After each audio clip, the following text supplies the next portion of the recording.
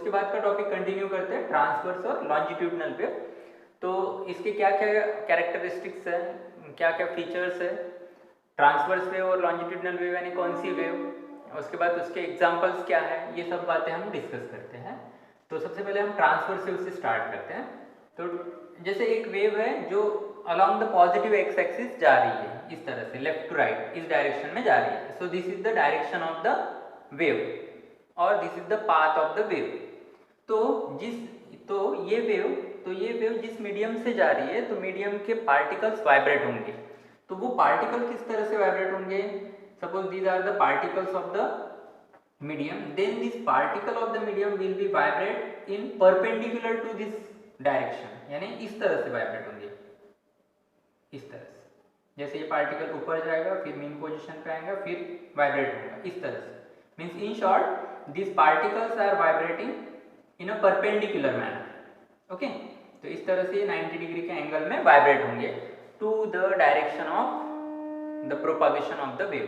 इस तरह के नेचर के वेव को हम बोलेंगे transverse wave, in which the direction of propagation, this is the direction of propagation और the travelling, and this is the direction of vibration. Okay, तो ये है डायरेक्शन ऑफ वाइब्रेटिंग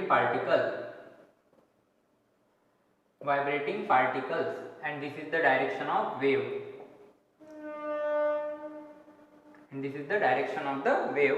तो इस तरह के नेचर के वेव को हम बोलेंगे ट्रांसवर्स वेव। एग्जांपल दे सकते हैं आप, water wave, the wave which are form on the water surfaces. जैसे पानी में आपने पत्थर डाल दिया, जो भी रिपल्स वहाँ पे बनते हैं वेव के फॉर्म में, तो एनर्जी जिस तरह से आगे बढ़ती है, तो particles, water molecules there, in that case that water molecules vibrate to their position in a perpendicular manner. Light is also a transverse wave. Okay, electromagnetic wave जो है वो भी ट्रांसवर्स वेव में होती है।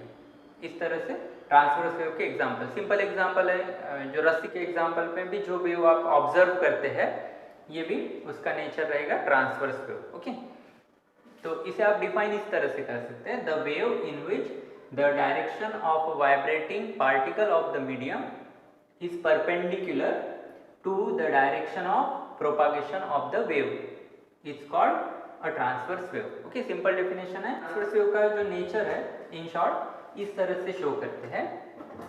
जैसे एक सिंपल फॉर्म में हम देखते हैं, इस तरह से ट्रांसवर्स वेव का नेचर रहेगा। ओके, तो इसके क्या क्या फीचर्स हैं वो हम डिस्कस करते हैं, क्या क्या कैरेक्टरिस्टिक्स हैं। तो जैसे जो अभी हमने डेफिनेशन बताए, that is also one kind of characteristics की जिसमें पार्टिकल वाइब्रेट होते हैं perpendicular to the direction of propagation of wave.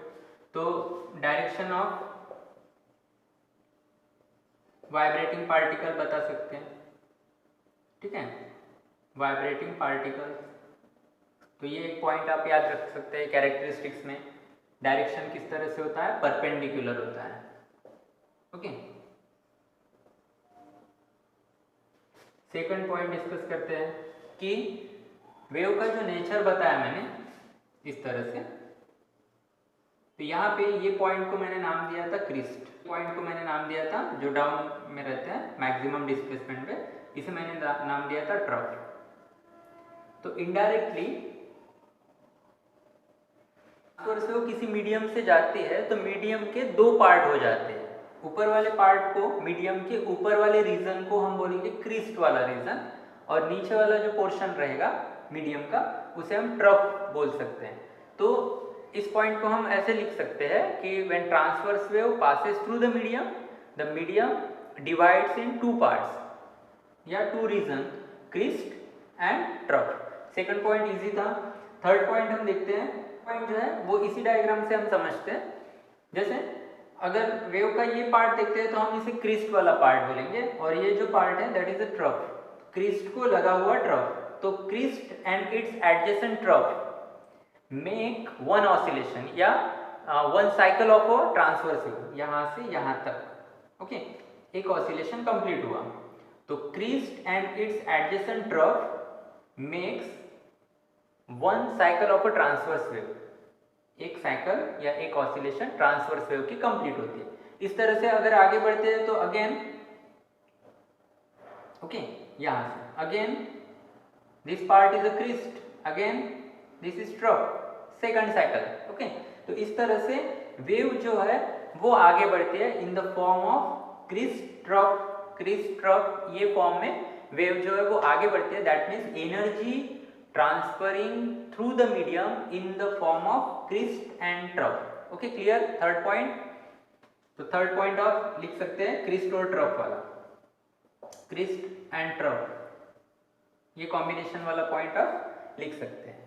उसके बाद फोर्थ पॉइंट हम डिस्कस करते हैं, is transverse wave can travels only through the solid और along the liquid surface, but it never passes through the liquid or through the gases। Point है, point जो है वो प्रेशर और डेंसिटी से रिलेटेड है कि अगर ट्रांसवर्स वेव किसी मीडियम से जा रही है तो मीडियम के कोई भी पार्टिकल का प्रेशर या डेंसिटी जो है वो चेंज नहीं होता है, that is a fix.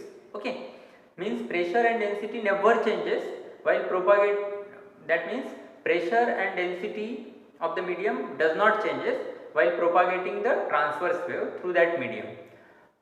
Here the shape of the medium may be changed periodically, time to time उसका shape जो है वो medium का change होता है, लेकिन it will come back to its original shape। means यहाँ पे जो next point जो है वो भी हम लिख सकते हैं, that is related with the shape of the medium। okay, ये पॉइंट याद रखना प्रेशर और डेंसिटी का। प्रेशर और density of the vibrating particle of the medium does not change while propagating the transverse wave through that medium. Okay, तो pressure और density से ही रिलेटेड ये नेक्स्ट पॉइंट जो है वो है shape of the medium. Shape of the medium is changing. Okay, medium का जो शेप है वो चेंज होता है पीरियोडिकली, जैसे वेव जा रही है तो मीडियम का शेप चेंज होगा, आगे बढ़ रही है फिर से वो जो मीडियम का पार्ट है वो ओरिजिनल शेप में आ जाएगा। इस तरह से शेप ऑफ मीडियम जो है वो कौन सी प्रॉपर्टी शो करती है? इलास्टिसिटी की। इलास्टिसिटी की प्रॉपर्टीज जैसे बताया कि ऑब्जेक्ट पे आप फोर्स अप्लाई करते हैं तो उसका शेप चेंज होता है, लेकिन फोर्स आप रिमूव करते हैं, एक्सटर्नल फोर्स रिमूव करते हैं तो वो शेप ओरिजिनल फॉर्म में आ जाता है। तो सेम कंडीशन ये है, जो है वो इलास्टिसिटी की प्रॉपर्टी शो करती है, मीडियम का जो शेप है वो इलास्टिसिटी की प्रॉपर्टी शो करती है। That is 7th। Last point ये है कि transverse wave can be polarised. आप ट्रांसवर्स वेव को पोलराइज्ड कर सकते हैं। इन पोलराइज का मतलब यहाँ पे ये केस में ऐसा है कि जो वाइब्रेटिंग पार्टिकल्स है मीडियम के, आप उसके डायरेक्शन को रिस्ट्रिक्ट कर सकते हैं, कंस्ट्रेंट कर सकते हैं कि वो एक सिंगल प्लेन में ही वाइब्रेट हो, ऐसा पॉसिबल है। और बेसिकली ये तब पॉसिबल रहता है कि जब डायरेक्शन ऑफ द वेव और वाइब्रेटिंग पार्टिकल परपेंडिकुलर हो। जैसे लॉन्जिट्यूडनल वेव को आप कंस्ट्रेंट या रिस्ट्रिक्ट नहीं कर सकते हैं क्योंकि उसमें पार्टिकल भी उसी डायरेक्शन में वाइब्रेट होते हैं कि जिस डायरेक्शन में वेव जा रही है, मीन्स पैरेलल रहती है। तो ऐसे वेव को रिस्ट्रिक्ट करना या कंस्ट्रेंट करना पॉसिबल नहीं है। तो longitudinal wave can not be polarised, लेकिन ट्रांसवर्स वेव को आप पोलराइज्ड कर सकते हैं। पोलराइज का मतलब कि उसके वाइब्रेशन को आप रिस्ट्रिक्ट कर दो कि वो एक सिंगल प्लेन में ही वाइब्रेट हो। तो ऐसा ट्रांसवर्स वेव में पॉसिबल है। एग्जाम्पल के तौर पे जैसे एक सोर्स है और इस सोर्स से, जैसे ये लाइट सोर्स है, इस सोर्स से अलग अलग डायरेक्शन में लाइट वेव निकल रहे हैं, लेकिन मुझे एक पर्टिकुलर डायरेक्शन में ही लाइट वेव चाहिए।